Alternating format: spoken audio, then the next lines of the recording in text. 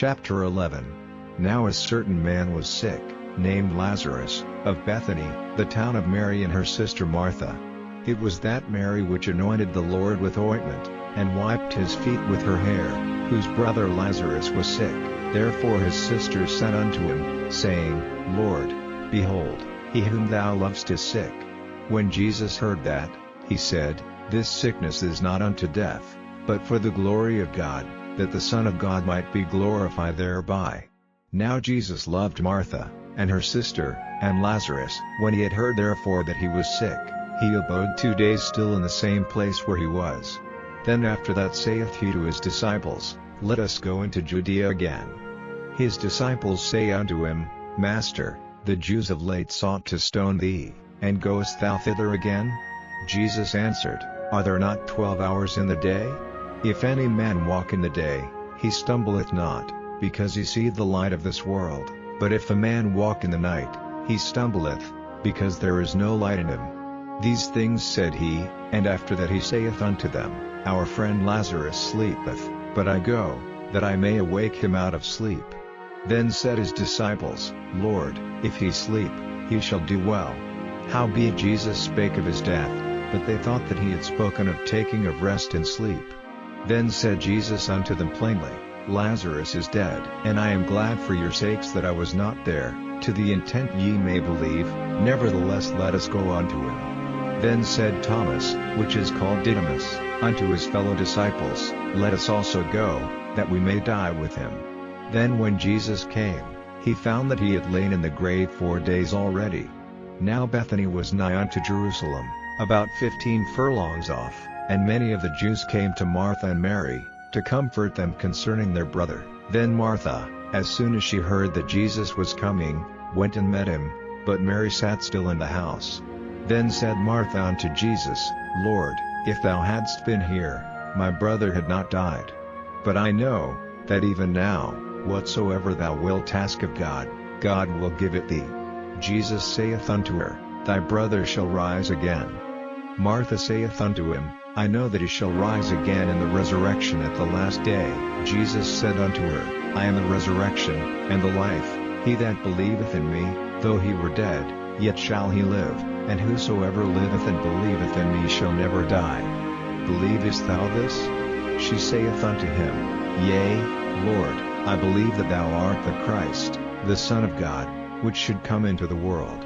And when she had so said, she went her way, and called Mary her sister secretly, saying, The Master is come, and calleth for thee. As soon as she heard that, she arose quickly, and came unto her. Now Jesus was not yet come into the town, but was in that place where Martha met him. The Jews then which were with her in the house, and comforted her, when they saw Mary, that she rose up hastily and went out, followed her, saying, She goeth unto the grave to weep there.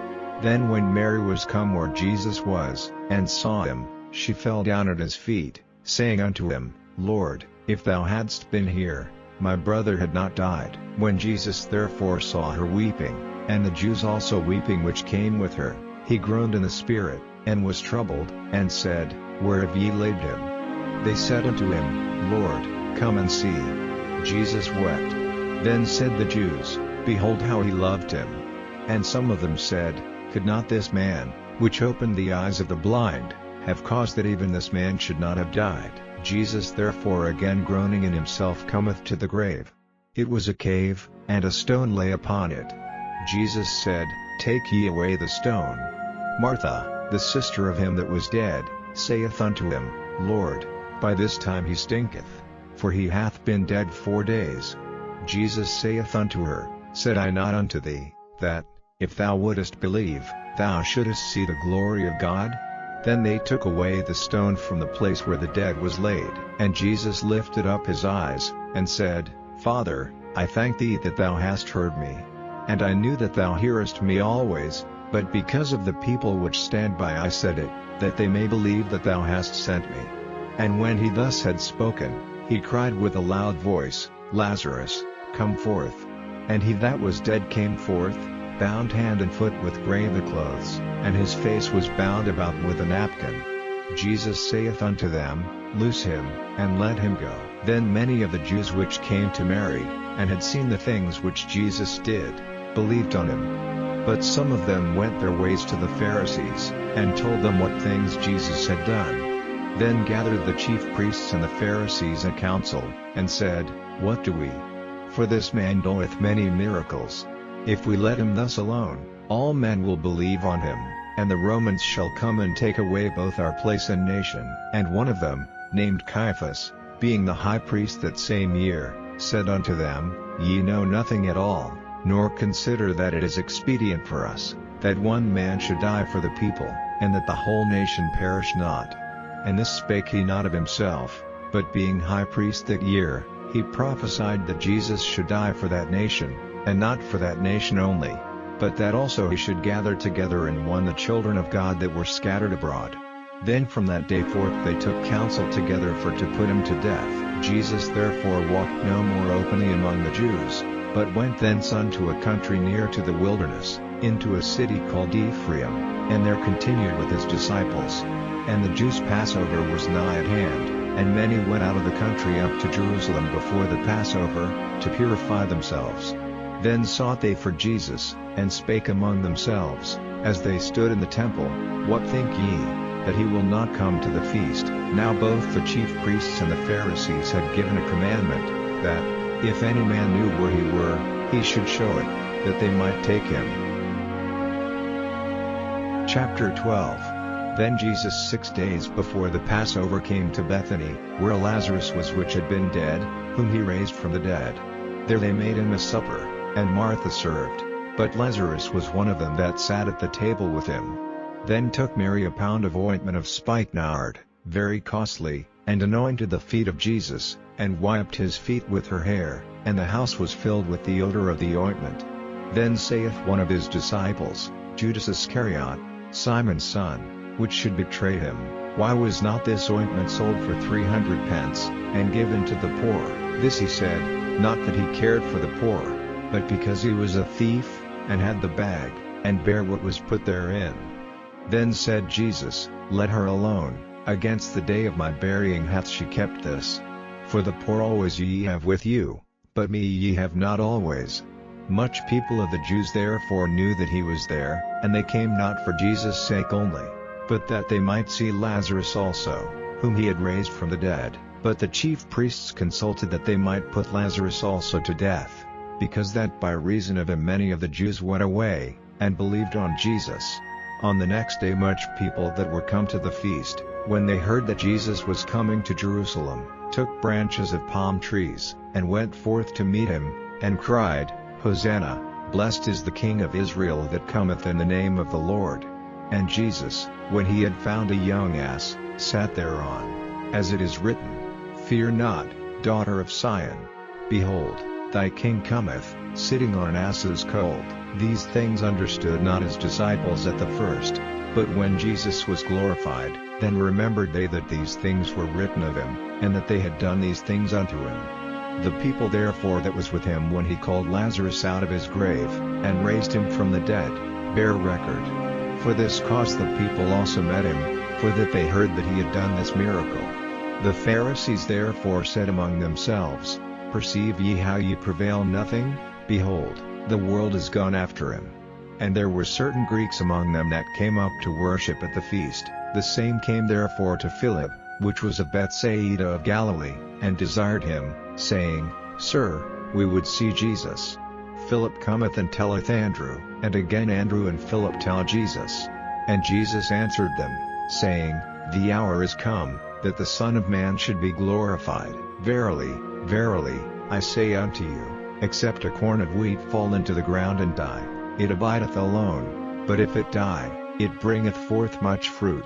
He that loveth his life shall lose it, and he that hateth his life in this world shall keep it unto life eternal. If any man serve me, let him follow me, and where I am, there shall also my servant be. If any man serve me, him will my Father honor. Now is my soul troubled, and what shall I say? Father, save me from this hour. But for this cause came I unto this hour. Father, glorify thy name."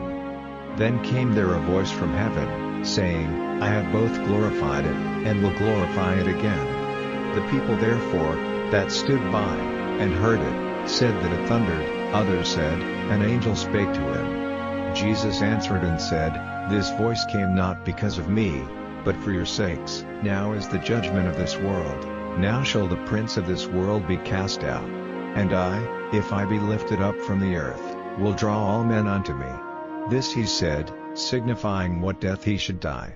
The people answered him, We have heard out of the law that Christ abideth forever, and how sayest thou, the Son of Man must be lifted up? Who is this Son of Man? Then Jesus said unto them, Yet a little while is the light with you. Walk while ye have the light, lest darkness come upon you, for he that walketh in darkness knoweth not whither he goeth. While ye have light, believe in the light, that ye may be the children of light. These things spake Jesus, and departed, and did hide himself from them. But though he had done so many miracles before them, yet they believed not on him, that the saying of Esaias the prophet might be fulfilled, which he spake, Lord, who hath believed our report, and to whom hath the arm of the Lord been revealed?